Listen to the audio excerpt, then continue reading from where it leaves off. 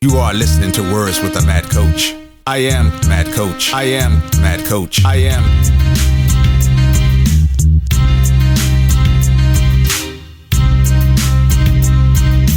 I am Mad Coach. I am Mad Coach. I am.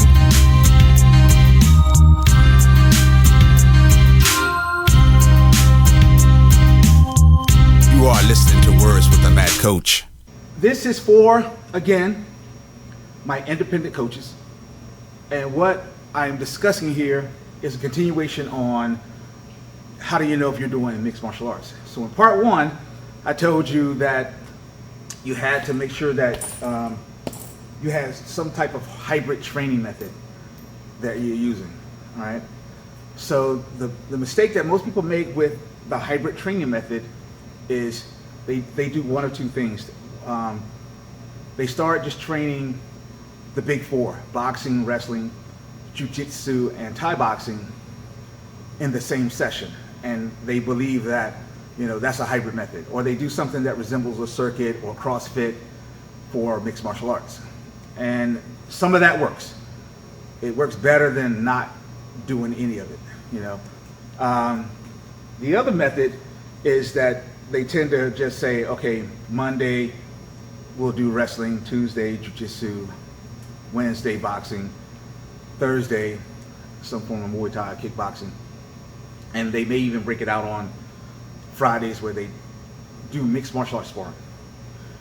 That is not integration, but again, it's better than not doing it. So what you want to do is understand what integration is. It's not compounding, and when I say compounding, again, it's just stacking arts on top of one another, but eventually that format, that module breaks, it falls over, it's just unstable. It's just not a sustainable method long term.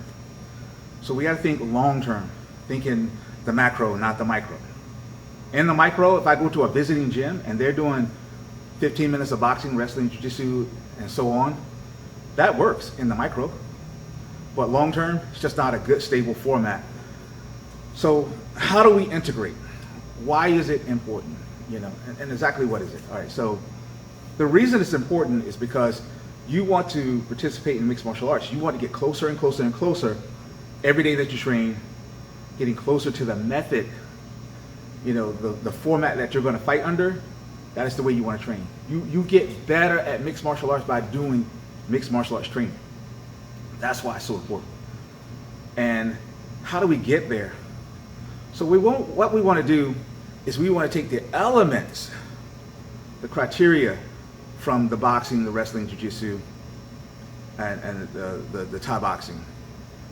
And we want to pull some commonalities out between them to develop a particular skill set. For instance, somewhere in jiu-jitsu, it deals with not being taken down. We know wrestling has that already. And we have to learn to extrapolate from the boxing, because they have no takedowns. But they do have some interesting defenses that you could use to prevent takedowns.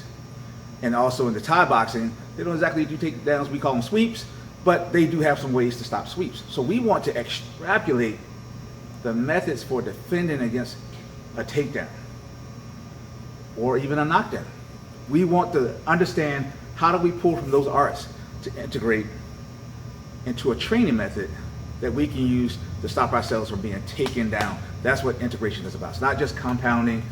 The problem with compounding is that when you train, it's just pot luck.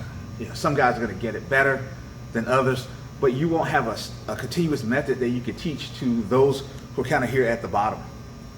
And those at the top just continue to thrive and smash. And that is why, if you look in most training rooms, the top guys are a very small number, and it doesn't have to be. You want to be able to create a middle ground where the top guys and the weakest guys meet, and from there everyone starts to grow.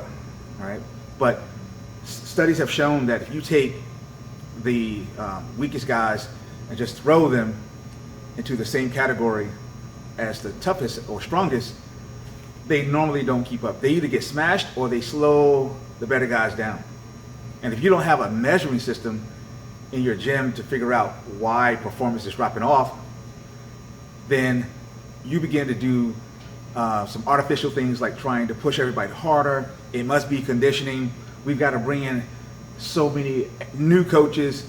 You start to disregard your old students and start trying to recruit more better athletes. It has nothing to do with that. If you measure what you're doing, you can improve the performance overall. But if you don't have a system of measurement, it is tough, it is difficult. If you don't know the particular strengths and weaknesses of your individual students, individual fighters, your fight team, you'll never know. You have to know those details. If you look at business, a lot of business entrepreneurs or consultants will tell you that you have to know your numbers. You have to know your numbers. And it's odd to me that in mixed martial arts, or martial arts in general, performance arts in particular, that we can measure how much gas it takes to get from the East Coast to the West Coast. We know how much money you're going to spend because that information is available. And we can measure how long it's going to take, and all by car. We can measure all this by car, how much gas, how much money, how much time. We can even factor in roadblocks, construction on the highway, and give or take an hour, you know, we'll be about 90 to 95% correct. But in fighting, we hate using numbers, we hate using stats. And then it becomes this thing where, you know, just forget all that and it's just rah, rah, rah, Hulk smash. It's not the best way to raise the performance level of the lower level athletes, because that's your goal, is to take those lower level athletes and bring them to the level of the high guys, even if they're not athletes. If you remember, we all have some potential for athleticism, even when we're beyond our prime. If you look at Tyson and Roy Jones recently, they may not be in their prime, but for those 2-minute rounds, that was pretty interesting, pretty fun. Okay, and also hopeful, because it just shows guys really the way you need to be training in a way for sustainability and longevity, and not trying to match what the current status is. There's no reason why men in their 50s should be trying to mimic 5-minute UFC rounds or championship rounds in the UFC. All you have to do is do one of those rounds, or reduce the time and do 5 rounds. Because performance is the key, not so much as if you're following the format of that particular sport. That's where we a lot of times where we kill it, where we die. That's a lot of times where we get a lot of injuries amongst our trainees who are participating in those formats. So integration will help you look at your training, help you revamp it. So again, with integration, what I want to do is pull from those big 4, boxing, wrestling, jiu-jitsu, Thai boxing, pull from them and address an issue. So we use a method here at Team Rock Fayetteville that we call sprawl and brawl. It's really simple. We box with takedowns. We address the idea of striking to the takedown, and we introduce takedown defense, and we introduce positioning on the ground. There's no ground and pound. We keep it simple. The only strikes you're going to throw are just hand strikes. Boxing, traditional boxing strikes. If you get into a clinch, we allow you to go into a little bit of dirty boxing, but within reason. A good coach will know when you're just kind of hanging out, you're not trying to train, you're just kind of coasting the round, because you can look at the clock. But this integration method is something that the fighters up top can use and the athletes down below can use, and no one has a particular advantage, and they all kind of can grow together in that format. All right. Now, will the top guy still be a little bit better in MMA overall? Absolutely. But in both of that, in that format, both sides of the coin, the boxing and the takedown aspect, someone from down here can be a little bit better in one of those, and somebody up here can only be better in one of those. So it brings them to a middle ground. You understand what I'm saying? So we don't want to have it where this guy here is a better kickboxer, better wrestler, better jiu-jitsu guy, and this guy only has the boxing. It's going to be an overwhelming task every time they meet up and spar. So you got to create a method that allows them to meet in the middle. So unfortunately, most schools go through a format where they break everything out in the same session, where you're doing this for an hour or this for an hour, or one day you're doing all striking and one day you're doing all grappling.